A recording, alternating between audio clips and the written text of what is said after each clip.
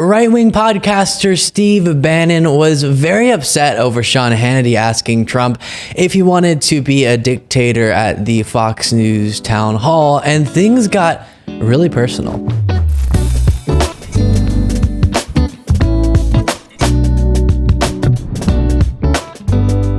This is a fascinating clip. So I'm sure you're aware of Steve Bannon. He was a Trump advisor, then scammed a bunch of MAGA, but they don't care. They still love him. And now I guess he has a popular show called the War Room Podcast. And he's sort of the most MAGA right-wing media figure, if that makes sense, constantly spewing some pretty dangerous stuff, as we've covered in the past. Well, here he's super upset at Fox News host Sean Hannity. We got some right-wing infighting. The context being, as I covered earlier in the week, and I know you've seen this clip already many times probably, during a Fox News town hall with Trump, Hannity asked Trump if he would abuse his power, which he will, as president and act in dictatorial ways if he gets a second term. Hannity, of course, referencing the extensive reporting that indicates that is Trump's intention for a second term.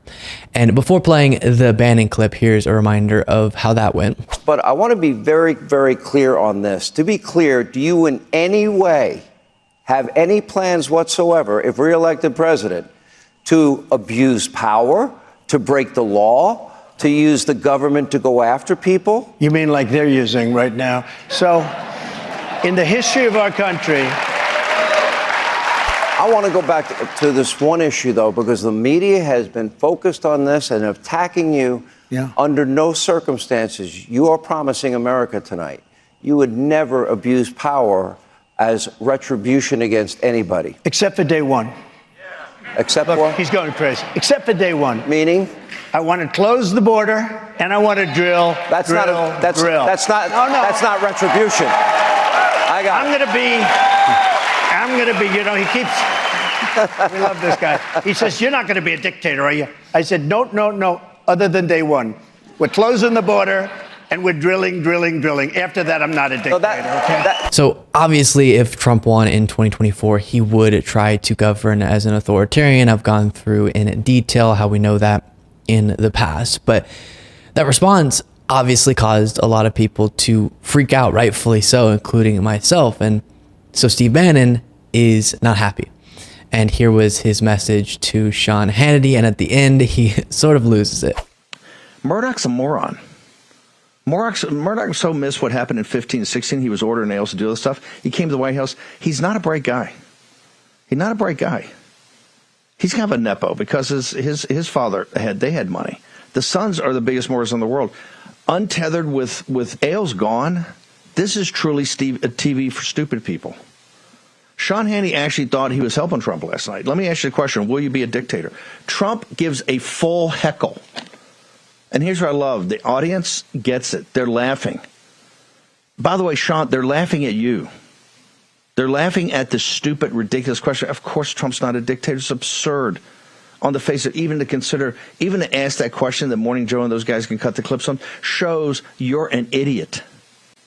And we don't have time for idiots, bro. This is a war.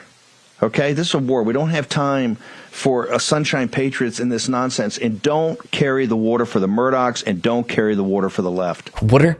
What the heck is water? And if you don't say, well, I'm the biggest loyal Trump thing, you're carrying the water. Whoever, it is disgusting that you ask that question. Let me be blunt. It's disgusting you ask that question.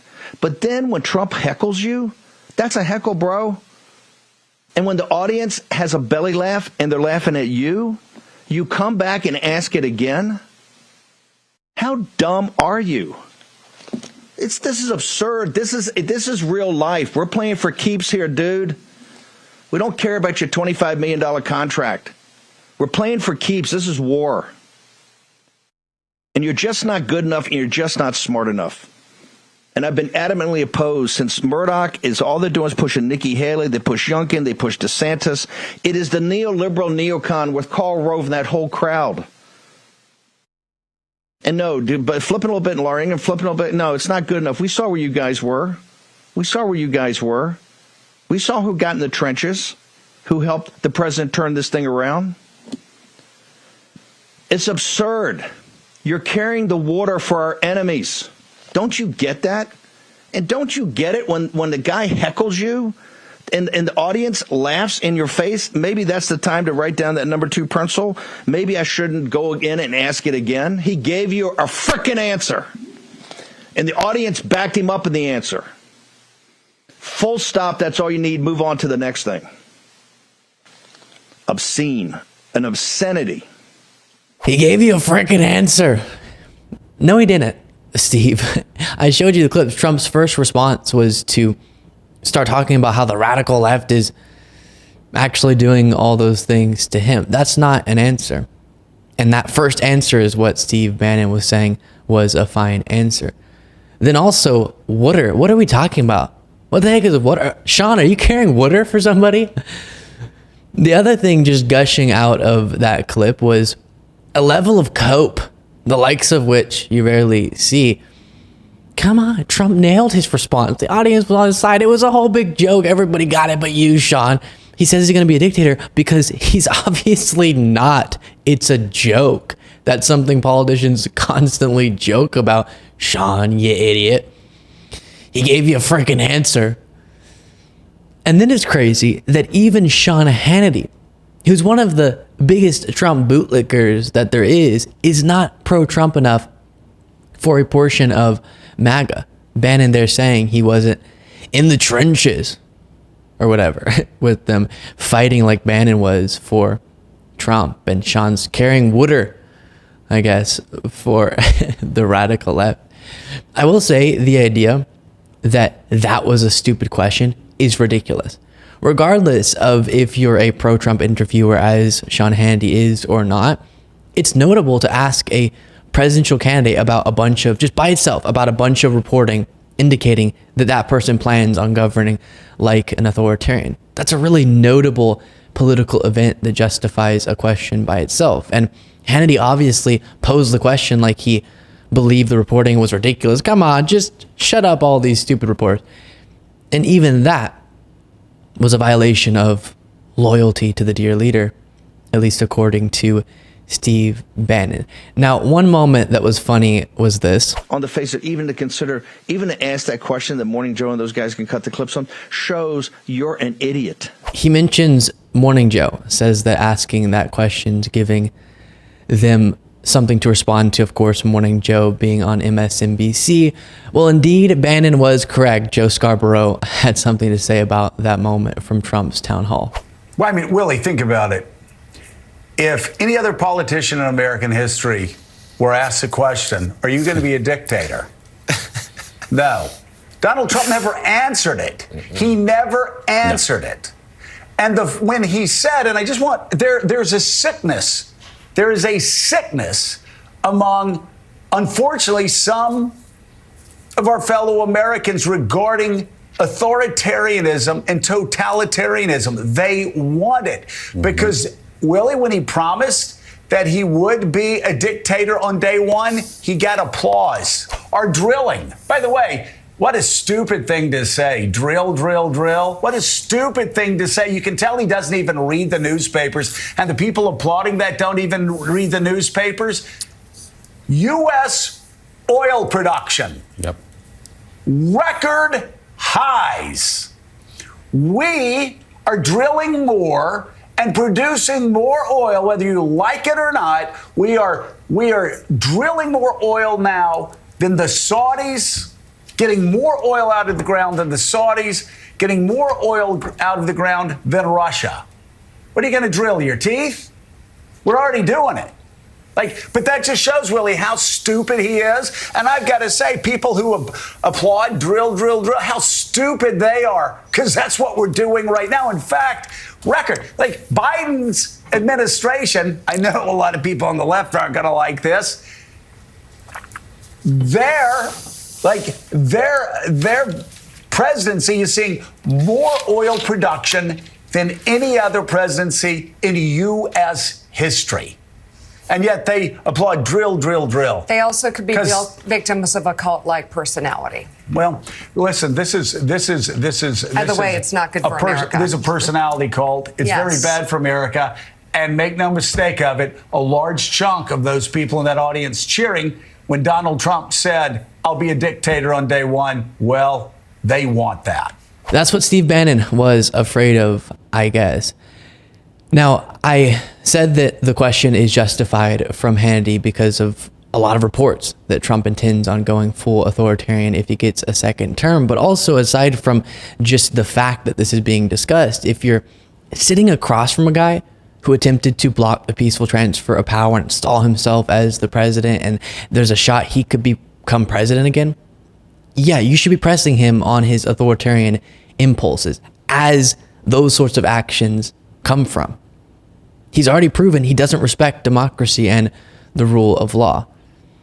And I bring that up because we're getting news in relation to the Trump fake electors scheme that's pretty interesting. I've talked a bunch about the fake elector scheme. It's one of the schemes that Trump and his allies put together after Trump lost the 2020 election. And what they tried to do was get individuals to assert themselves to be and sign forms saying they were the duly elected and lawful electors of certain swing states.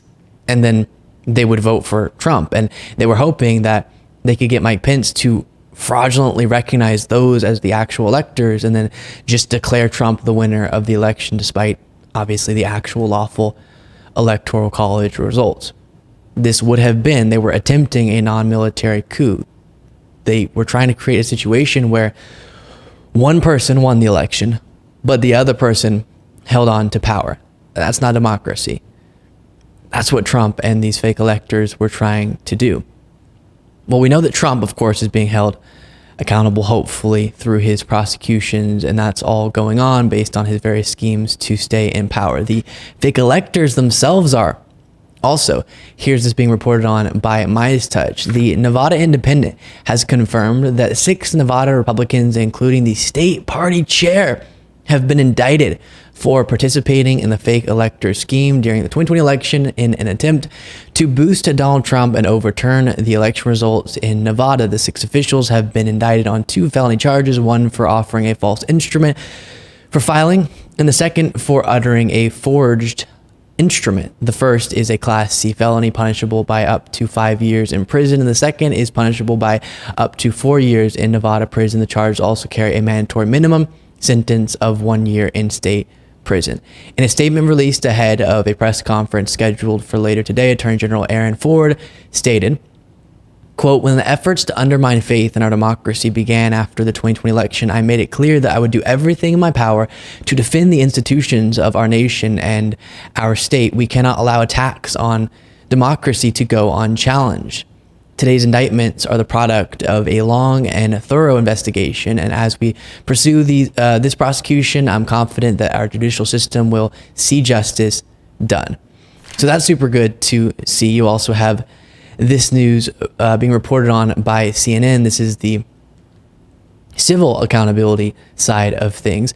The 10 fake electors from Wisconsin disavowed their attempt to overturn Donald Trump's defeat in 2020, recognized the legitimacy of President Joe Biden's victory, and pledged not to serve as real electors in 2024 or any election when Trump is on the ballot, or to act as sham electors in any future election, as part of a civil lawsuit settlement announced on Wednesday.